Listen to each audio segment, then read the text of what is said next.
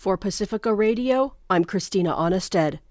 Israel's Prime Minister Benjamin Netanyahu says he's ordered the military to prepare a plan to evacuate the southern Gaza city of Rafah ahead of an expected ground invasion. Netanyahu's announcement today follows international criticism of Israel's plan to invade the town on Egypt's border, where Gaza residents have been forced to flee with nowhere left to go. U.S. National Security Advisor John Kirby Thursday said the U.S. would oppose that move. Absent any full consideration of protecting civilians at that scale in Gaza, military operations right now would be a disaster for those people, and it's not something that we would support. Meanwhile, Israeli snipers and bombs killed more than 100 people, according to Gaza's health ministry. Among the dead are some 20 hit by snipers at the Al Nasser hospital in Khan Yunis, and 8 people bombed in a house in southern Rafah. President Joe Biden called Israel's attacks over the top, speaking to reporters last night.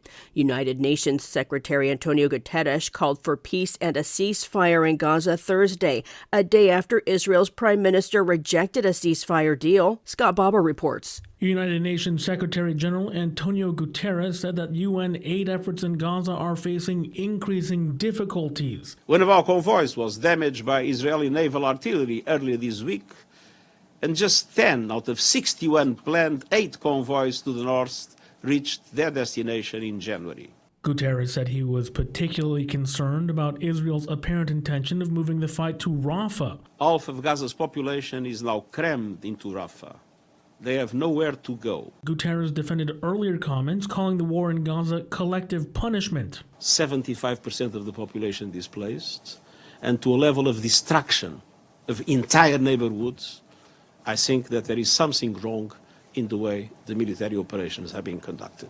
Guterres also fielded questions from reporters about recent controversies at the UN, defending the choice to fire workers with UNRWA, the UN Palestinian aid agency, who were accused of working with Hamas to attack Israel. At the same time, he noted that Israel has yet to offer the UN its evidence that the 12 individuals had helped Hamas attack Israel.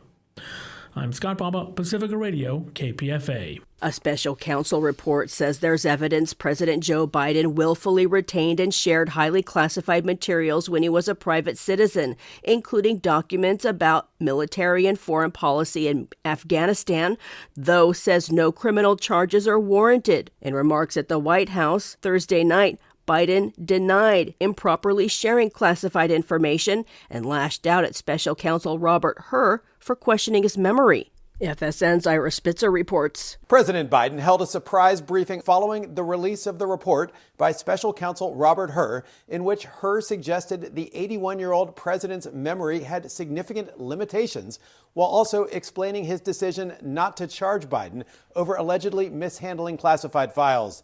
Biden insisted his memory is fine and that despite his age, he's the most qualified person for the job.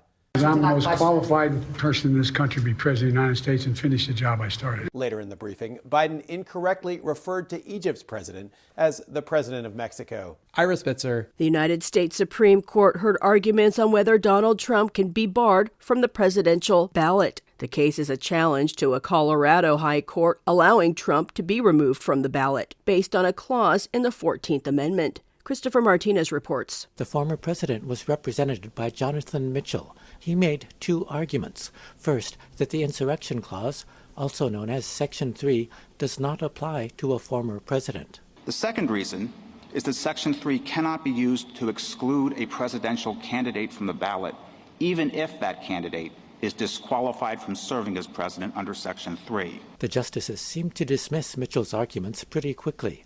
They spent more time discussing other reasons Trump should be allowed on the ballot. Justice Elena Kagan is one of the 3 liberal justices on the High Court. I think that the question that you have to confront is why a single state should decide who gets to be president of the United States. Chief Justice John Roberts suggested that upholding Colorado's ruling against Trump could lead to political retaliations. A goodly number of states will say, whoever the Democratic candidate is, you're off the ballot, and others, for the Republican candidate, you're off the ballot, and it'll come down to just a handful of states that are going to decide the presidential election. That's a pretty daunting consequence. The justices seemed inclined to let Trump remain on Colorado's ballot. Colorado's presidential primary is scheduled for March 5th. Trump, who appointed 3 of the 9 justices when he was president, says he's a believer in the Supreme Court. Can you take the person that's leading everywhere and say, hey, we're not going to let you run? I think that's pretty tough to do. Reporting for Pacifica Radio News KPFA, I'm Christopher Martinez.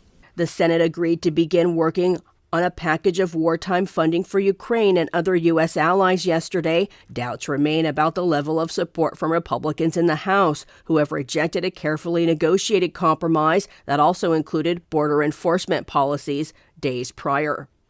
Early election results in Pakistan show independent candidates backed by imprisoned former Prime Minister Imran Khan are leading. People took to the polls despite a mobile internet blackout on Election Day. The results come amidst claims of election manipulation by Khan's supporters at a national rights body. If no party wins a majority, the one with the most seats can try to form a coalition government. I'm Christina Onnested, reporting for Pacifica Radio.